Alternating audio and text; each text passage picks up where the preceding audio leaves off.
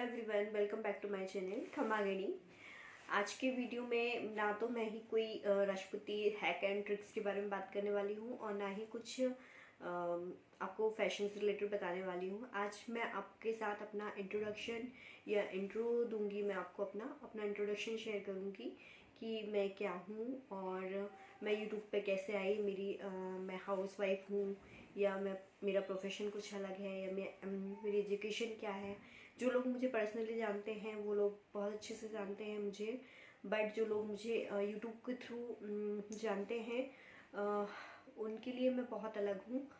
तो हाँ, कई लोग मुझे मैसेज करके पूछते हैं कि आप कहाँ रहते हो जीजा, आप क्या करते हो, ये सब।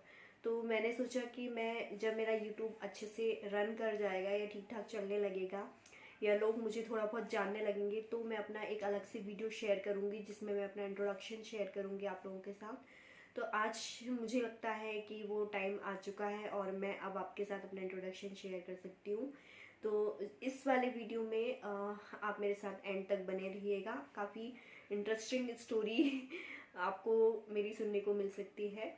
तो चलिए हम वीडियो को शुरू करते हैं। तो अगर आप मेरे चैनल पर नए हैं तो प्लीज़ इसे लाइक करिएगा और चैनल को सब्सक्राइब नहीं किया है तो इसको सब्सक्राइब करिएगा। वीडियो को अपनी फैमिली एंड फ्रेंड्स के साथ शेयर भी करिए ना भूलिएगा। तो सबसे पहले मैं आपको बताऊं अपना नाम। तो मेरी आइडेंटिटी क्या है, और जैसे कि मैंने बीइंग ए यूट्यूबर एक राजपूती यूट्यूबर्स के नाम से पहचान बनाई है। मतलब कि जब भी लोग सर्च करते हैं कॉटन ओढ़नी को कैसे शेयर करें या कुछ और राजपूती फैशन से रिलेटेड चीज़ें, तो उसमें मेरा नाम आगे आ जाता है। तो कई लोगों को ऐसा लगता है कि मैं राजस्थान से बिलोंग करती हूँ। ये लोग इवन मतलब मुझसे कई लोग क्वेश्चन पूछते हैं और मेरे जो नए सब्सक्राइबर मुझसे जुड़ रहे हैं वो ज़्यादातर राजस्थान से ही हैं। जैसे मैंने थेवा ज्वेलरी के ऊपर वीडियो बनाया था एंड और भी राजपूती ज्वेलरीज के ऊपर। तो लोगों को लगता है कि मैं राजस्थान से बिलोंग करती हूँ या अगर राजस्थानी कल्चर को प्रमोट कर रही हूँ तो मैं राजस्थान से बिलोंग कर रही हूँ, बट ऐसा कुछ भी नहीं है। मैं इस वीडियो के मैं आज अपने बारे में सब कुछ बताऊँगी।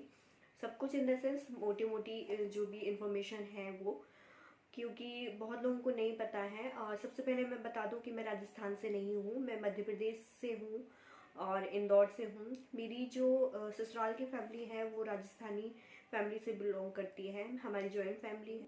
मेरा एक बेटा है जो आप लोगों ने वीडियोस में देखा भी होगा। और मैं मध्य प्रदेश के इंदौर से हूँ।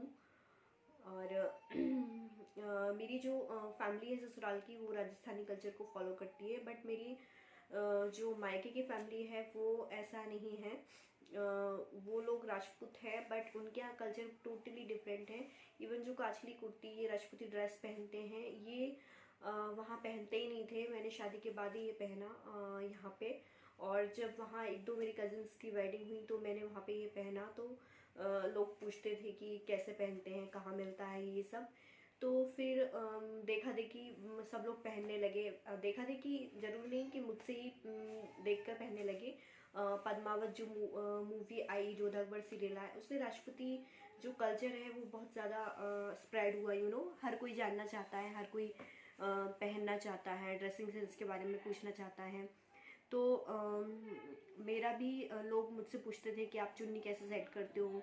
तो जब भी मैं अपनी कज़न्स की या किसी फैमिली में कोई शादी या फंक्शन अटेंड करने जाती थी तो मेरे मायके में मुझसे ही लोग चुन्नियाँ लगवाते थे। तो मैंने सोचा कि मैं भी कोई ऐसे वीडियो डाल सकती हूँ जिससे सबको एक साथ पता चल जाए कि चुन्नी कैसे पहनते हैं, ड्रेस कैसा होता है प्रॉपर, ये सब चीज़ों के बारे में।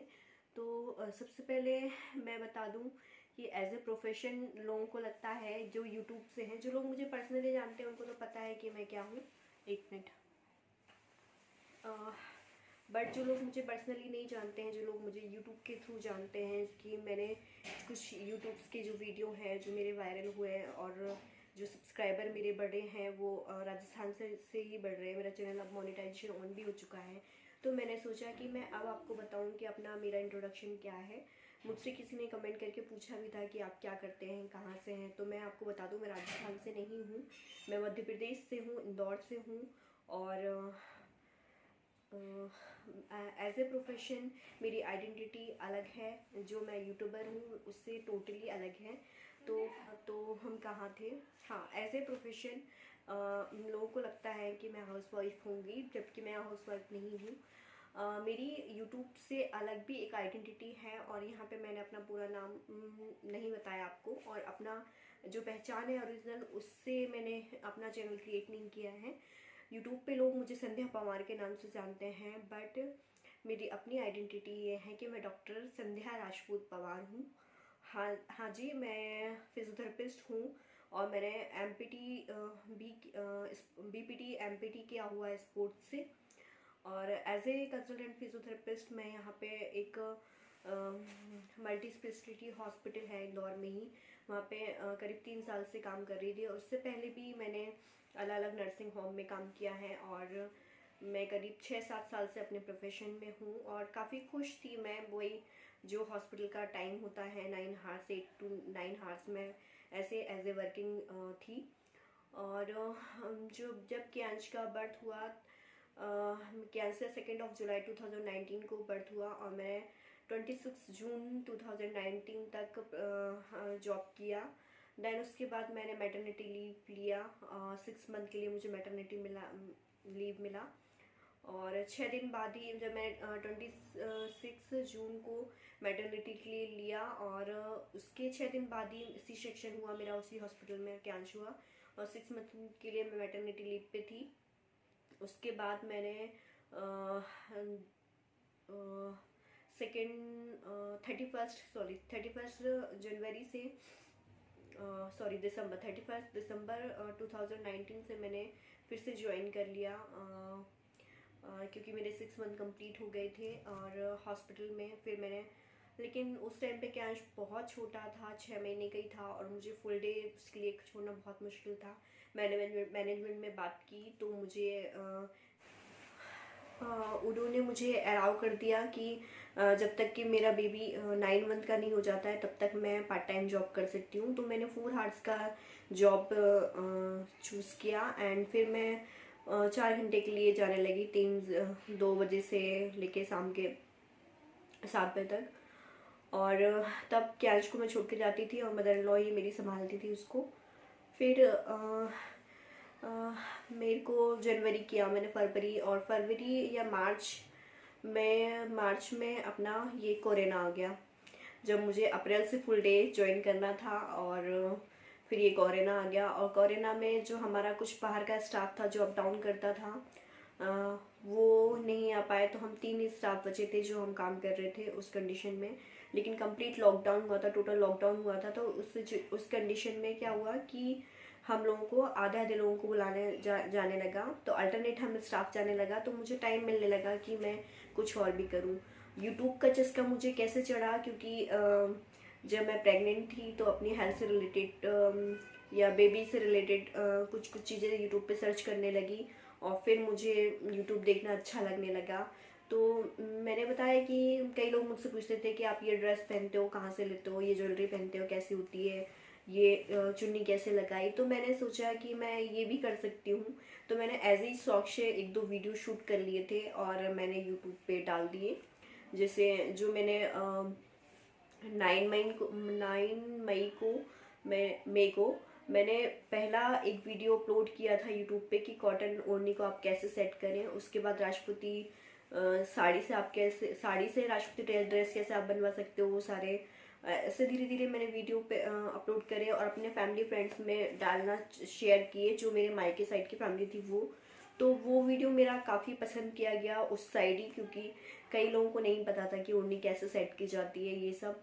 और फिर मुझे लगा कि यार मैं ये भी कर सकती हूँ। और फिर मैंने ये तो सोच लिया था कि क्यांश मुझे कोई सेकंड ऑप्शन भी देखना पड़ेगा, क्योंकि क्यांश को मैं पूरा दिन छोड़कर नहीं रह सकती, क्योंकि मेरी मदर इन लॉ भी एजेड हैं और वो भी उसको संभालना पूरे दिन के लिए मुश्किल होता है।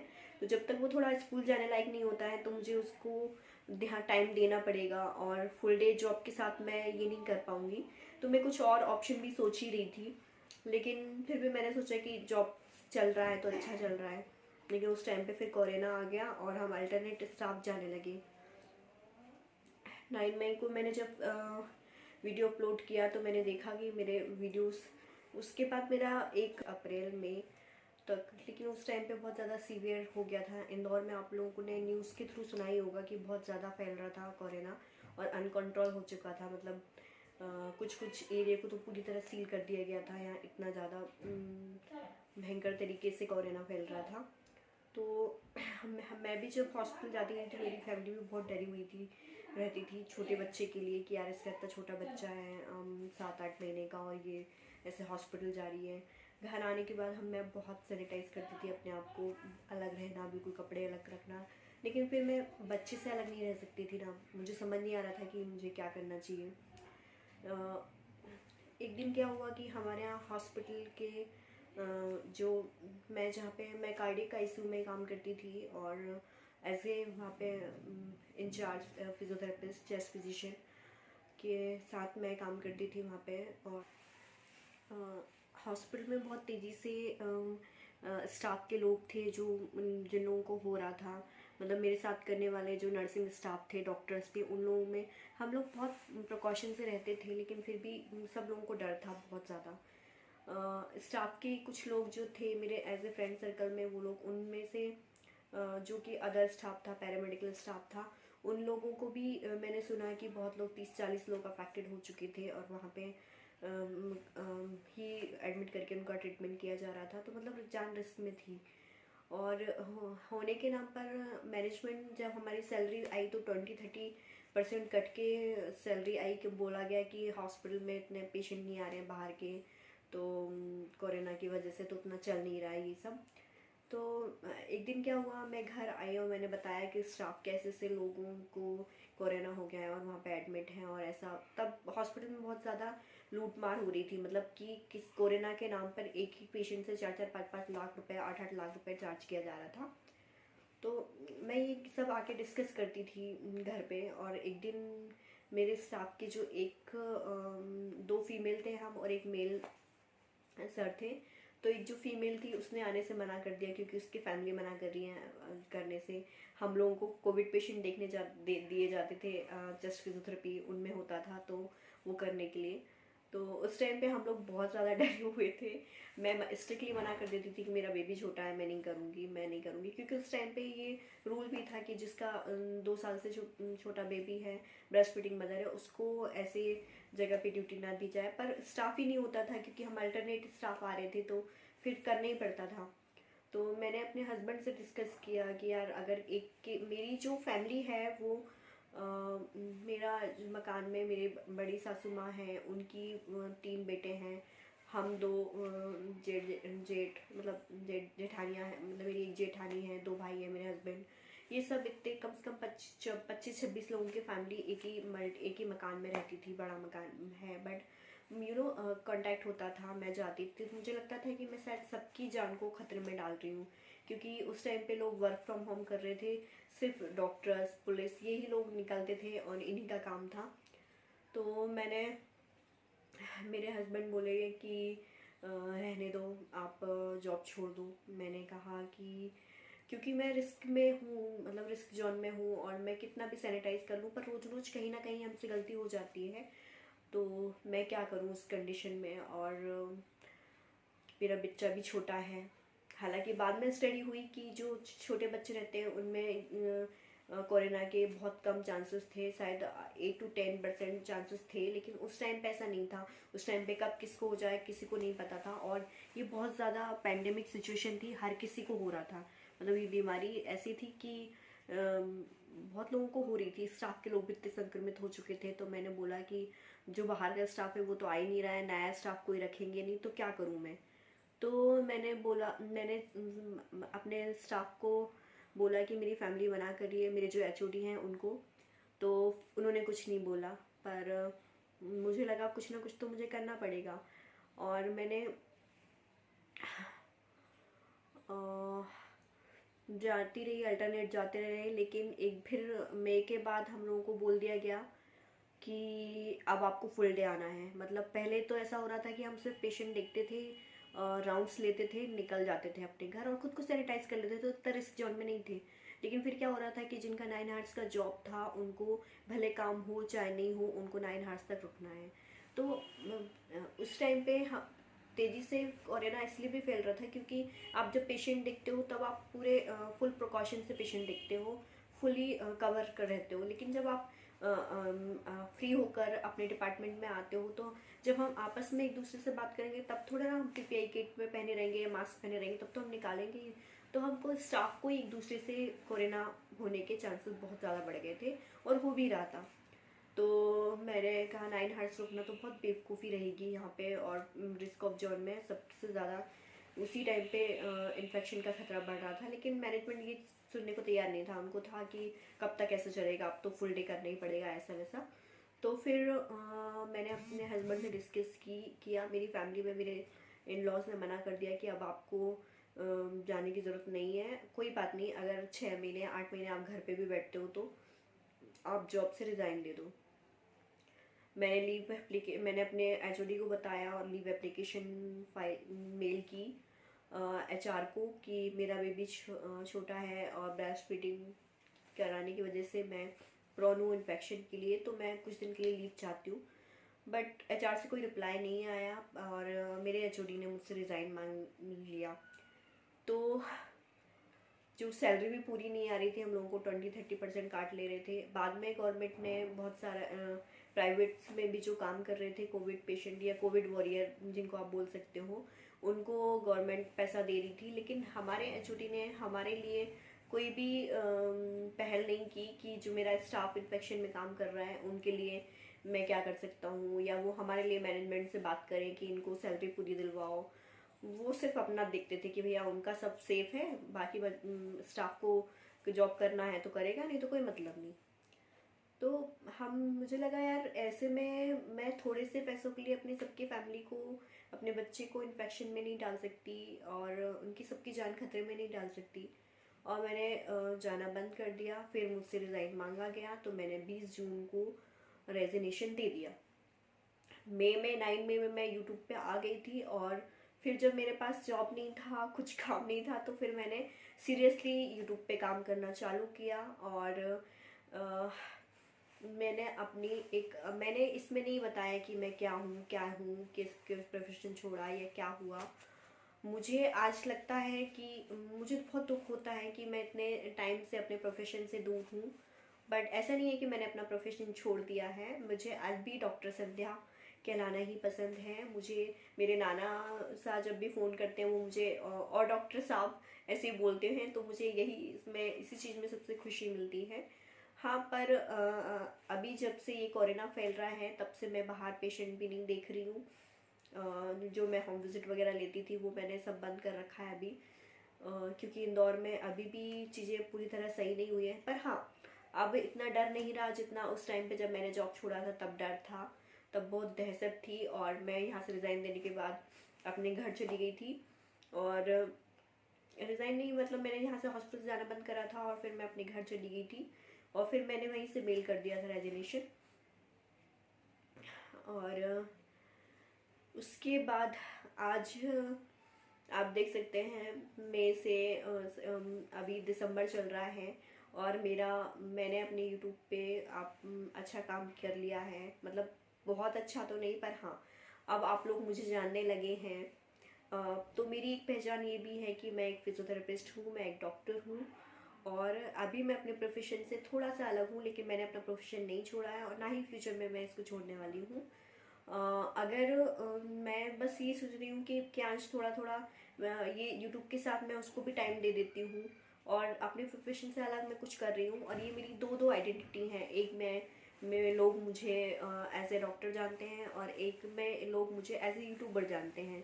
तो यहाँ पे यूट्यूब पे लोगों को नहीं पता है कि मैं क्या हूँ। तो मैंने सोचा मैं अपना इंट्रो एक वीडियो के थ्रू आपको बताऊँगी। और रही सवाल कि मैं इन फ्यूचर कब तक अपने प्रोफेशन से दूर रहूँगी, ओरिजिनल जो प्रोफेशन है मेरा उससे, तो अभी मम्मी बोल रहे हैं मेरी मदर लॉ कि अभी तो तुम घर से ही जो है वो कर लो, क्योंकि कैश बहुत छोटा है और अब परेशान भी करता है जब तक वो स्कूल जाने लायक नहीं होता है। तो मुझे तो इसलिए बस मैं अब इसी पे कर रही हूँ। सीरियसली नहीं, मैंने नहीं सोचा था कि मैं यूट्यूब पे सक्सेसफुल हो जाऊँगी, पर हाँ, मुझे कहीं ना कहीं अपने आप पर यकीन था कि मैं ये कर लूँगी। क्योंकि जो भी आप दिल से करते हैं या करना चाहते हैं आप सफल ज़रूर होते हैं उस चीज़ में। लोगों को सालों लग जाते हैं यूट्यूब पे मोनेटाइजेशन ऑन होने में या वॉच टाइम या जो भी क्राइटेरिया रहता है इसका कंप्लीट करने में। मैंने ये 6 से 7 महीने में कंप्लीट कर लिया। और बट अब मैं सोच रही हूँ कि ये मैं इसको अच्छे से रन कर सकती हूँ, तो मैं इस पर और मेहनत करूँगी। मुझे कमेंट बॉक्स में कमेंट करके ज़रूर बताना मेरी ये स्टोरी आपको कैसी लगी।